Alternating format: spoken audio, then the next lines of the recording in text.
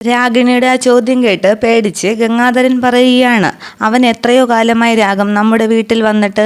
അവൻ അന്ന് പൂശുന്ന സ്പ്രേ ആണോ ഇന്നും പൂശിക്കൊണ്ടിരിക്കുന്നത്? വീണ്ടും റൂമിലെ സ്മെല്ലൊക്കെ ഒന്ന് പിടിച്ചിട്ട് രാഗിണി പറയുകയാണ്, അവന് ചന്ദനത്തിന്റെ സ്പ്രേ വലിയ ഇഷ്ടമായിരുന്നു. അവൻ അന്നും അതായിരുന്നു പൂശുന്നത്. ആ സ്പ്രേയുടെ മണമാണ് ഇപ്പോൾ ഈ മുറി മുഴുവൻ എന്ന് രാഗിണി പറയുമ്പോൾ ജയലാൽ പറയുകയാണ്, അമ്മയുടെ സംശയം ഒരൊടുക്കത്തെ സംശയം തന്നെയാണ്. എൻ്റെ ഷോറൂം മാനേജർ വന്നായിരുന്നു. അദ്ദേഹത്തിൻ്റെ ഭാര്യയും കൂട്ടിയാണ് വന്നത്. അവര് ചന്ദനത്തിന്റെ സ്പ്രേ ആണ് അടിച്ചിരുന്നത്. അത് ശരിവെക്കുകയാണ് ഗംഗാധരൻ. അതെ, അവര് പോയപ്പോൾ ഞാനത് ജയലാലിനോട് പറയുകയും ചെയ്തു. രാഗിണി പറയുകയാണ്, എന്നാൽ കുറച്ച് സമയം നിങ്ങൾ പുറത്തേക്കിരിക്കെ, എല്ലാവരും കൂടി ഈ മുറിക്കകത്ത് ഇരിക്കണ്ട. ഗംഗാധരൻ പറയുകയാണ്, ഞാൻ പുറത്തേക്ക് ഇറങ്ങാനിരിക്കുകയായിരുന്നു. ക്യാൻറ്റീനിൽ പോയി ഒരു ചായയൊക്കെ കുടിച്ചിട്ട് വരാം. വീണ്ടും രാഗിണി ജയലാലിനോട് ചോദിക്കുകയാണ്, ശരിക്കും അവനിവിടെ വന്നില്ലല്ലോ? എന്നാലും നീ അങ്ങനെ പറയൂ. എത്ര നാളായിട്ട് നിന്നെ എനിക്കറിയാം. പ്രിയ സത്യങ്ങൾ പറയാൻ പാടില്ല എന്നാണല്ലോ നിന്റെ പ്രമാണം. ജയലാൽ ചോദിക്കുകയാണ്, എനിക്ക് വയ്യാതെ കിടക്കുകയല്ലേ അമ്മേ? ആ നേരത്തെങ്കിലും ഇത്തരം സംസാരങ്ങൾ അമ്മയ്ക്കൊന്ന് ഒഴിവാക്കിക്കൂടെ? ശരി, ഇങ്ങോട്ടെങ്ങാനും അവൻ വന്നാൽ 4 ആളിന്റെ മുമ്പിൽ വെച്ച് അവന്റെ കരണക്കുറ്റി നോക്കി അടിക്കും ഞാൻ. ആണം കെട്ടേ അവനിവിടന്ന് പോകത്തുള്ളൂ. ഇങ്ങോട്ട് വരാൻ എന്തെങ്കിലും ഉദ്ദേശമാരുണ്ടെങ്കിൽ വരണ്ടാന്ന് നീ അങ്ങ് പറഞ്ഞേക്കണം. ജയലാൽ ചോദിക്കുകയാണ്, എന്നെ ഏട്ടൻ വിളിച്ചിട്ട് പോലുമില്ല. പിന്നെ എങ്ങനെയാണ് ഞാൻ പറയുന്നത്? പിന്നീട് ആശുപത്രിയിൽ വെച്ച് ഗംഗാധരൻ സദാനന്ദനെ കാണുകയാണ്. സദാനന്ദൻ പറയുകയാണ്, പറയേണ്ടതൊന്നും ഞാൻ പറഞ്ഞില്ല. അതിനുള്ള സമയം എനിക്ക് മോൻ തന്നില്ല. എൻ്റെ മോൻ ആരോടെങ്കിലും സംസാരിക്കാൻ താല്പര്യം കാണിച്ചില്ലെങ്കിൽ അയാളുടെ സ്വഭാവം അത്ര പോരാന്നാണ്.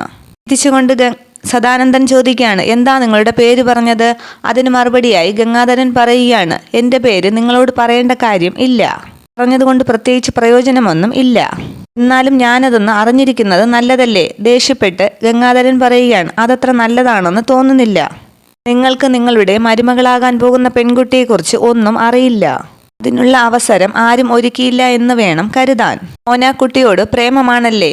ആണെങ്കിലെന്ന് ചോദിക്കുകയാണ് ഗംഗാധരൻ. നിങ്ങളൊരു കാര്യം മനസ്സിലാക്കണം. ഒരുപാട് രഹസ്യങ്ങൾ ഒളിപ്പിച്ചു വെച്ചിട്ടാണ് ഭാഗ്യലക്ഷ്മി എന്ന വില്ലേജ് ഓഫീസർ നിങ്ങളുടെ മകനെ ചതിയിൽപ്പെടുത്താൻ പോകുന്നത്. ഉറപ്പോടുകൂടി ഗംഗാധരൻ പറയുകയാണ്, എൻ്റെ മക്കൾ 4 പേരിൽ ഏറ്റവും ബ്രില്യൻ്റ് ആണ് ജയലാൽ. അവൻ ഒരിക്കലും ഒരു കുടുക്കിലും ചെന്ന് ചാടില്ല. സദാനന്ദൻ പറയുകയാണ്, ഞാൻ ഈ നാട്ടിൽ അത്യാവശ്യം പേരൊക്കെയുള്ള ഒരു അബ്കാരിയാണ്. അതിനെ പറ്റിയൊക്കെ എൻ്റെ മോൻ എന്നോട് പറഞ്ഞിട്ടുണ്ട്. സദാനന്ദൻ പറയുകയാണ്, അയാൾ പറഞ്ഞതൊന്നും നല്ലതായിരിക്കില്ല. കാരണം ഭാഗ്യലക്ഷ്മി എന്ന് പറയുന്നവളും നിങ്ങളുടെ മോൻ കെട്ടാൻ പോകുന്ന അവരുടെ മകളുമൊക്കെ അവരുടെയൊക്കെ മുഖം രക്ഷിക്കാൻ വേണ്ടി എന്നെയും എൻ്റെ മോനെയും കുറിച്ച് വളരെ മോശമായിട്ടായിരിക്കും പറഞ്ഞു പിടിപ്പിച്ചിരിക്കുന്നത്. നിങ്ങൾ എനിക്കൊപ്പം ഒന്ന് വരുമോ? എൻ്റെ മോൻ ഇവിടെ അഡ്മിറ്റാണ്. നമുക്ക് അവൻ്റെ മുറിയിലേക്ക് പോകാം. അവിടെ ഇരുന്നൊന്ന് സംസാരിക്കാം. ഗംഗാധരൻ ഇഷ്ടമില്ലാതെ പറയുകയാണ്, എനിക്ക് നിങ്ങളോട് അധികമൊന്നും സംസാരിക്കാനില്ല. എന്നാലും ഞാൻ പറയുന്നത് നിങ്ങളൊന്ന് കേൾക്ക്. എന്നിട്ട് അതിലെന്തെങ്കിലും സത്യമുണ്ടോയെന്ന് മോനോടൊന്ന് അന്വേഷിക്ക്. എനിക്കധികം പരിചയമില്ലാത്ത ആൾക്കാർ പരദൂഷണം പറയുന്നത് കേൾക്കാൻ എനിക്ക് താല്പര്യമില്ല എന്ന് പറഞ്ഞു പോകാനൊരുങ്ങുകയാണ് ഗംഗാധരൻ. ഗംഗാധരനെ തടഞ്ഞു നിർത്തി സദാനന്ദൻ പറയുകയാണ്, ഇത് പരദൂഷണമല്ല, അത് സത്യമാണെന്ന് തെളിവ് സഹിതം ഞാൻ നിങ്ങളെ ബോധ്യപ്പെടുത്തി തരാം. എൻ്റെ മോന് ഇഷ്ടമല്ലാത്ത ഒരാളോട് എനിക്ക് സംസാരിക്കാൻ താല്പര്യമില്ലെന്ന് ഞാൻ നിങ്ങളോട് പറഞ്ഞല്ലോ. എന്നാലും നിങ്ങളിങ്ങനെ പറഞ്ഞ സ്ഥിതിക്ക് ഒന്ന് കേട്ടുകളയാം. പിന്നെ കേൾക്കുന്നതെല്ലാം ഒരു കെട്ടുകഥയാണെങ്കിൽ ഞാനൊരു മിലിറ്ററിക്കാരനാണ്. എൻ്റെ ശരീരത്തിൽ കൂടി പോകുന്നത് ഒരു പട്ടാളക്കാരൻ്റെ രക്തമാണ്. അത് ചൂട് പിടിപ്പിച്ചാൽ ഞാൻ തനിയൊരു പട്ടാളക്കാരനാകും. ആയിക്കോട്ടെ, നിങ്ങൾ വാ എന്നും പറഞ്ഞ് ഗംഗാധരനെയും കൂട്ടി കാർത്തിയുടെ മുറിയിലേക്ക് പോവുകയാണ് സദാനന്ദൻ. മുറിയിലേക്ക് പോകും വഴി സദാനന്ദൻ മനസ്സിൽ കരുതുകയാണ്, അവൻ്റെ ഒടുക്കത്തെ ഒരു സംസാരം ഞാൻ ആരാണെന്ന് അവൻ അറിയില്ല. റൂമിലെ ബെൽശബ്ദം കേട്ട് കാർത്തിയുടെ കൂട്ടുകാരൻ എഴുന്നേൽക്കുമ്പോൾ കാർത്തി പറയുകയാണ്, എടാ സൂക്ഷിച്ചൊക്കെ പോയി തുറന്നാൽ മതി. ചിലപ്പോൾ ആ ബുള്ളറ്റ് ജഗൻ ആയിരിക്കും. അന്നേരം പുറത്തുനിന്നും കാർത്തിന്ന് വിളിക്കുകയാണ് സദാനന്ദൻ. കൂട്ടുകാരൻ പറയുകയാണ്, അച്ഛനാണ്. കാർത്തി കരുതുകയാണ്, അച്ഛൻ ഇപ്പോഴങ്ങോട്ട് പോയതല്ലേ ഉള്ളൂ. അച്ഛനെ കണ്ട് എഴുന്നേറ്റിരിക്കുമ്പോൾ സദാനന്ദൻ ചോദിക്കുകയാണ്, ഇദ്ദേഹത്തെ അറിയുമോ? പിന്നെ അറിയാതെ, ജയലാലിന്റെ അച്ഛനല്ലേ? ഗംഗാധരനോട് ഇരിക്കാൻ സദാനന്ദൻ പറയുമ്പോൾ ഗംഗാധരൻ പറയുകയാണ്, ഞാൻ ഇരിക്കാനൊന്നുമില്ല. നിങ്ങൾക്കെന്തെങ്കിലും പറയുകയോ കാണിക്കുകയോ ചെയ്യുന്നുണ്ടെങ്കിൽ അത് പെട്ടെന്ന് വേണം. സദാനന്ദൻ കാർത്തിയുടെ കൂട്ടുകാരനോട് ചോദിക്കുകയാണ്, എടാ നിന്റെ മൊബൈൽ ഇദ്ദേഹത്തിന്റെ മോൻ കെട്ടാൻ പോകുന്ന പെണ്ണിന്റെ ഫോട്ടോ ഉണ്ടോ? ഉണ്ടെങ്കിൽ അതൊന്ന് കാണിച്ചു കൊടുത്തേ. അന്നേരം കാർത്തിയുടെ കൂട്ടുകാരൻ അന്ന് മൊബൈലിൽ പകർത്തിയ ചിത്രങ്ങളൊക്കെ ഗംഗാധരന് കാണിച്ചു കൊടുക്കുകയാണ്. അത് കേട്ട് പരിഭ്രമിച്ചു നിൽക്കുന്ന ഗംഗാധരനോട് സദാനന്ദൻ പറയുകയാണ്, മോൻ അറിയാം എല്ലാം. വീട്ടുകാരോട് മോനൊന്നും പറഞ്ഞിട്ടില്ലെന്നാണ് തോന്നുന്നത്. ശരിക്ക് കാണ്. അത് മരുമോളാണോന്ന് നോക്ക്.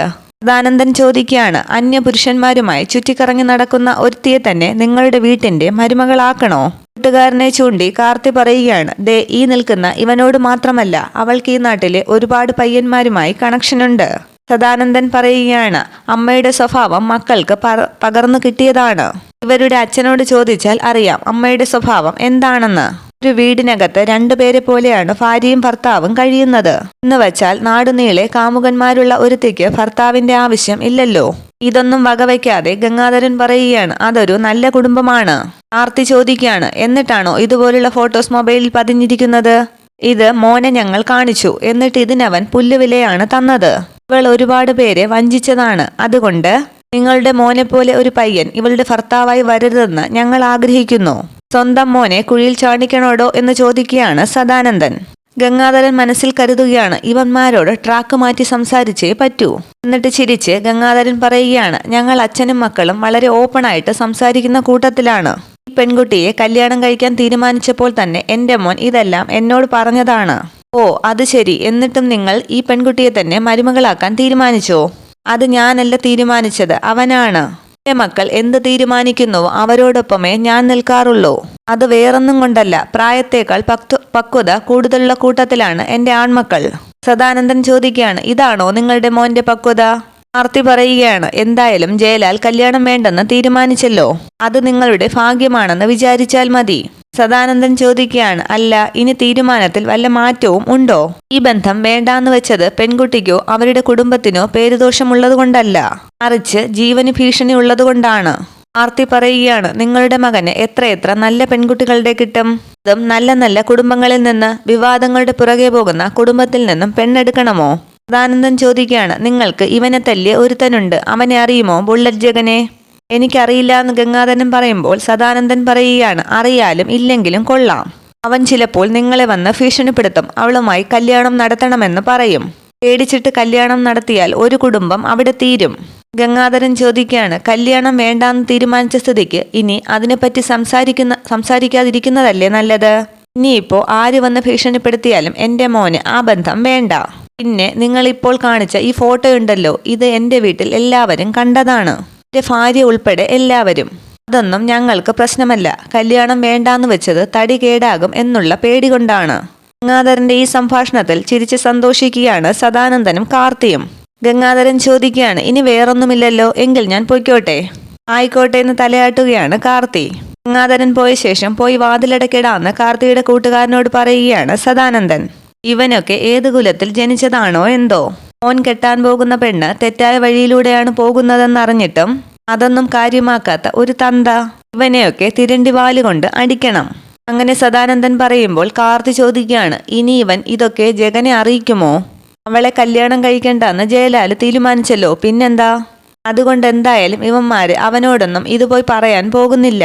ഒന്ന് പേടിച്ച് കാർത്തി പറയുകയാണ്, ഇനി അവൻ ഇങ്ങോട്ടെങ്ങാനും വന്നാൽ അച്ഛൻ എന്നെ ശ്മശാനത്തിലോട്ട് എടുക്കാം. പിന്നീട് ജയലാലിനോട് രാഗിണി പറയുകയാണ്, മുറിവൊക്കെ കരിഞ്ഞിട്ട് നമുക്ക് പോയാൽ മതി, വെറുതെ ധൃതി കൂട്ടിയിട്ട് ഒരു കാര്യവുമില്ല. അതല്ലമ്മേ, ആവശ്യം വന്നാൽ നമുക്ക് അവിടെ അടുത്ത ഏതെങ്കിലും ഹോസ്പിറ്റലിൽ പോയി കിടക്കാം. രാഗിണി ചോദിക്കുകയാണ്, ഇവിടെയല്ലേ നിനക്ക് ഏറ്റവും അടുപ്പമുള്ള ഡോക്ടർ ഉള്ളത്? എങ്കിലും എനിക്ക് വീട്ടിൽ വന്ന് കിടക്കാൻ തോന്നുകയാണ്. അന്നേരം അവിടേക്ക് വന്ന ഗംഗാധരനോട് രാഗിണി ചോദിക്കുകയാണ്, ആ എത്തിയോ? ചായ കുടിച്ചായിരുന്നോ? കുടിച്ചു എന്ന് പറയുമ്പോൾ ദേഷ്യപ്പെട്ട് രാഗിണി ചോദിക്കുകയാണ്, എന്നിട്ടെന്താ കഴിക്കാനൊന്നും വാങ്ങിച്ചുകൊണ്ട് വരാഞ്ഞത്? ഇവിടെ കടിയൊന്നും ഇല്ലായിരുന്നോ? ഗംഗാധരൻ പറയുകയാണ്, രാഗത്തിനിഷ്ടം പഴംപൊരിയല്ലേ, അതവിടെ ഇല്ലായിരുന്നോ? അങ്ങനെ വരാൻ വഴിയില്ലല്ലോ, അവിടത്തെ ചില്ലലമാരയിൽ ഇഷ്ടം പോലെ കാണേണ്ടതായിരുന്നല്ലോ. ശരി, ഏതായാലും ഞാൻ പോയൊരു ചായ കുടിച്ചിട്ട് വരാം എന്ന് പറഞ്ഞ് എഴുന്നേൽക്കുകയാണ് രാഗിണി. ജയലാൽ ചോദിക്കുകയാണ്, അവിടെ പഴംപൊരി ഇല്ല എന്ന് പറഞ്ഞത് ശരിയാണോ അച്ഛാ? ജയലാലിന്റെ അടുത്തേക്ക് വന്നിരുന്ന് ഗംഗാധരൻ പറയുകയാണ്, എടാ അവിടെ പഴംപൊരിയും പരിപ്പുവടയും ഒക്കെ കാണും, അതല്ല ഇപ്പോഴത്തെ പ്രശ്നം. എന്താടാ ഞാനീ കേൾക്കുന്നത്? എടാ സദാനന്ദനും അയാളുടെ മോനും എന്തെങ്കിലുമൊക്കെ പറഞ്ഞാൽ ഞാനതൊന്നും വിശ്വസിക്കത്തില്ല.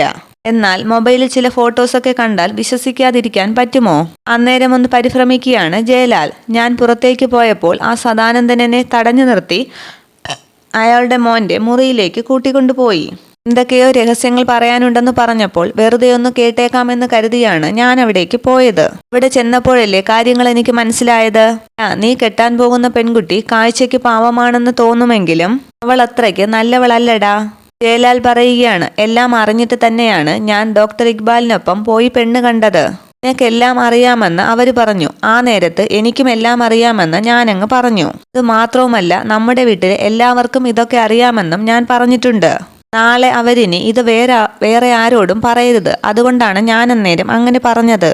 ഏതായാലും നന്നായി എന്ന് പറയുമ്പോൾ ഒന്നും മനസ്സിലാകാതെ വീണ്ടും വീണ്ടും ഗംഗാധരൻ ചോദിക്കുകയാണ്, എന്താടാ സത്യത്തിൽ സംഭവിച്ചിരിക്കുന്നത്? അച്ഛനെ വിളിച്ചുകൊണ്ട് പോയില്ലേ ഒരുത്തൻ, അവൻ ദീപയുടെ അമ്മയെ തോൽപ്പിക്കാൻ വേണ്ടി ചെയ്ത പണിയാണിത്. അച്ഛനോട് ചില കാര്യങ്ങളൊക്കെ ഞാൻ പറഞ്ഞായിരുന്നല്ലോ. ആ സമയത്ത് ദീപയുടെ അമ്മയെ കാണുകയാണെങ്കിൽ അവർക്കൊരു ഷേക്ക് ഹാൻഡ് കൊടുക്കണമെന്നും അച്ഛൻ പറഞ്ഞായിരുന്നല്ലോ. അതവര് കോടതിയിൽ കയറി തൻ്റെ അടുത്തോടുകൂടി സാക്ഷി പറഞ്ഞത് നല്ല കാര്യമായതുകൊണ്ടാണ്. എന്നാൽ അങ്ങനെ അവര് സാക്ഷി പറയാതിരിക്കാൻ വേണ്ടി സദാനന്ദനും മോനും കൂടി കാണിച്ചു കൂട്ടിയ തരംതാണ പ്രവൃത്തിയാണ് അച്ഛൻ ഇപ്പോൾ കണ്ടിട്ട് വരുന്നത്. ഇങ്ങനെയെന്ന് ചോദിക്കുമ്പോൾ കാര്യങ്ങൾ പറയുകയാണ് ജയലാൽ. ദീപയുടെ ഒരു കൂട്ടുകാരിയുണ്ട്, രചന. സംസ്കാരം തൊട്ടു തീണ്ടിയിട്ടില്ലാത്ത ഒരുത്തി. അവളാണ് എല്ലാ കാര്യങ്ങളും വരുത്തി വച്ചത്. നീ വിശദമായിട്ട് ഒന്ന് പറഞ്ഞേ. പിന്നീട് അന്ന് ബർത്ത്ഡേ പാർട്ടിക്ക് നടന്ന സംഭവങ്ങളൊക്കെ ഗംഗാധരനോട് പറയുകയാണ് ജയലാൽ. പിന്നീട് കോടതിയിൽ പോകരുത് എന്നും പറഞ്ഞ് ഈ വിഷ്വൽസ് ദീപയുടെ അമ്മയ്ക്ക് അയച്ചു കൊടുത്തു. മയക്കത്തിലായിരുന്ന ദീപയ്ക്ക് ഇതൊന്നും അറിയില്ലായിരുന്നല്ലോ. കോടതി കൂടി ആദ്യ ദിവസം ദീപയുടെ അമ്മ പോയില്ല. പിന്നവർക്ക് ഒരുപാട് പഴി കേട്ടു. മരണപ്പെട്ട ശ്രീകുമാറിന്റെ ആത്മാവ് ഒരു കുറ്റബോധമായി തന്നെ അവരുടെ മനസ്സിൽ കിടന്നു. അതുകൊണ്ട് തന്നെ അടുത്ത കോടതി കൂടിയപ്പോൾ ഭാഗ്യലക്ഷ്മി എന്ന വില്ലേജ് ഓഫീസർ തന്റെ ഇടത്തോടു കൂടി കോടതിയിൽ പോയി സാക്ഷി പറഞ്ഞു.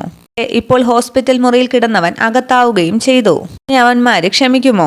അങ്ങനെ പുറത്താക്കിയതാണ് ഈ ഫോട്ടോസ്. അച്ഛൻ തന്നെ പറയ്, ഒരു തെറ്റും ചെയ്യാത്ത ദീപയെ ഞാൻ വിട്ടുകളയണമോ? എനിക്കും നിനക്കും കാര്യങ്ങൾ പറഞ്ഞാൽ മനസ്സിലാകും. പക്ഷെ ഒന്നും മനസ്സിലാകാത്ത ഒരു വെട്ടുപോത്ത് ഞങ്ങളുടെ വീട്ടിലുണ്ട്. അവളോട് നീ എന്ത് പറയും? കല്യാണത്തിന് മുമ്പ് അമ്മ ഇതൊന്നും അറിയാൻ പാടില്ല. ഇപ്പോൾ ഞാൻ ഇതറിഞ്ഞു. അതുപോലെ ഇവിടെ നിനക്ക് കൂട്ടിരിക്കുന്ന നിന്റെ അമ്മ ഇതൊന്നും അറിയില്ലേ? അച്ഛനൊരു കാര്യം ചെയ്യ്, ഒന്ന് പുറത്തുപോയി നോക്ക്, അമ്മ ആരെയെങ്കിലും കാണുന്നുണ്ടോന്ന്. ഇതെന്നുടനെ ഡിസ്ചാർജായി പോകണമെന്ന് ഞാൻ അമ്മയോട് പറഞ്ഞിട്ടുണ്ട്. ഇന്ന് എന്തായാലും പോയേ പറ്റൂ, അല്ലെങ്കിൽ ദീപയെ എനിക്ക് നഷ്ടമാകും. സങ്കടത്തോടുകൂടി ഗംഗാധരൻ ചോദിക്കുകയാണ്, മോനെ, നീ തീയിൽ ചവിട്ടിയാണല്ലോ നടക്കുന്നത്. അതെ, ഞാൻ തീയിൽ ചവിട്ടി തന്നെയാണ് നടക്കുന്നത്. പക്ഷെ ആ പൊള്ളൽ എനിക്ക് വേദന എടുക്കില്ല. അതുകൊണ്ട് തന്നെ ഇനി അവരൊക്കെ എന്റെ ജീവൻ എടുത്താലും ശരി, ദീപയെ തന്നെ ഞാൻ വിവാഹം കഴിക്കും. അവളെപ്പോലൊരു പെൺകുട്ടി തന്നെയാണ് നമ്മുടെ വീടിന്റെ മരുമകളായി വരേണ്ടത്. അവൾ ഒരുപാട് അനുഭവിച്ചു കഴിഞ്ഞു. ഇനി എന്നെ മനസ്സിലിട്ടുകൊണ്ട് നടക്കുന്നവളെ വേണ്ടാന്ന് വെച്ചാൽ ഉറപ്പായിട്ടും അവള് സൂയിസൈഡ് ചെയ്യും. അതിനൊരിക്കലും എന്നെ പോലൊരാൾ കൂട്ടുനിൽക്കാൻ പാടില്ല. ശരി, ഞാൻ ഏതായാലും പോയൊന്ന് അന്വേഷിക്കട്ടെ. അത്രയും പറഞ്ഞ് രാഗിണിയെ നോക്കാനായി പോവുകയാണ് ഗംഗാധരൻ. പിന്നീട് റൂമിലിരുന്ന് വീണ്ടും വീണ്ടും ജഗനെ ഫോൺ ചെയ്യുകയാണ് ദിയ. പക്ഷെ ജഗൻ ഫോൺ എടുക്കുന്നില്ല. അന്നേരം റൂമിലേക്ക് വന്ന ഭാഗ്യലക്ഷ്മി ഫോൺ തട്ടിപ്പറിച്ചിട്ട് ചോദിക്കുകയാണ്, ആരെയാടി നീ ഇങ്ങനെ ഫോൺ വിളിക്കുന്നത്? അത് പിന്നെയെന്നും പറഞ്ഞ് ദിയ പരിങ്ങി നിൽക്കുമ്പോൾ ഭാഗ്യലക്ഷ്മി ചോദിക്കുകയാണ്, നിന്നോട് ഞാൻ അകൽച്ച കാണിച്ചിട്ടും നിനക്കൊരു മാറ്റവും ഇല്ലല്ലേ? അവന്റെ ശബ്ദം കേൾക്കാതിരിക്കാൻ നിനക്ക് കഴിയുന്നില്ല അല്ലേ? ഞാൻ കാണുന്നുണ്ട് നിന്റെ മാറ്റങ്ങളൊക്കെ. ഒരു ഗുണ്ടയുമായി സംസാരിക്കാതിരുന്നിട്ട് നിനക്ക് സ്വസ്ഥത കിട്ടുന്നില്ല അല്ലേ? അങ്ങനെയൊന്നും ഇല്ലമ്മയെന്ന് പറയുകയാണ് ദിയ. നീ ഇപ്പോൾ അങ്ങോട്ടല്ലേ വിളിച്ചത്? എന്തിനാ വിളിച്ചത്? പിന്നേന്ന് ദിയ പറയുമ്പോൾ ദേഷ്യപ്പെട്ട് ദിയെ അടിക്കുകയാണ് ഭാഗ്യലക്ഷ്മി. എന്നിട്ട് കലിതുള്ളി ഭാഗ്യലക്ഷ്മി പറയുകയാണ്, ഇതിലും വലുത് എനിക്കറിയാം, എന്നിട്ടും കേട്ടില്ലെങ്കിൽ അമ്മ എന്നെ തല്ലിക്കോ. പക്ഷെ ഞാനൊന്ന് ചോദിച്ചോട്ടെ, എന്ത് ദ്രോഹമാണ് അവൻ ഞമ്മളുടെ കുടുംബത്തിന് വേണ്ടി ചെയ്തിരിക്കുന്നത്? അതെന്താണെന്നും എനിക്കറിയണ്ട. അവൻ തിരഞ്ഞെടുത്തിരിക്കുന്ന തൊഴിലാണ് എനിക്ക് അംഗീകരിക്കാൻ പറ്റാത്തത്. സാഹചര്യങ്ങൾ കൊണ്ട് ക്രിമിനലായി പോകുന്ന ഒരുപാട് പേരുണ്ടമ്മേ നമ്മുടെ ഈ നാട്ടിൽ. അത്തരക്കാരുടെ എല്ലാം പിന്നാലെ നീ പോകുമോ? അവരുമായൊക്കെ നീ ചങ്ങാത്തം കൂടുമോ? അമ്മ എന്നെ തെറ്റിദ്ധരിച്ചിരിക്കുകയാണ്. വീണ്ടും ദേഷ്യപ്പെട്ട് ഭാഗ്യലക്ഷ്മി പറയുകയാണ്, നീ എന്നെ ഒന്നും പറഞ്ഞ് മനസ്സിലാക്കി തരണ്ട.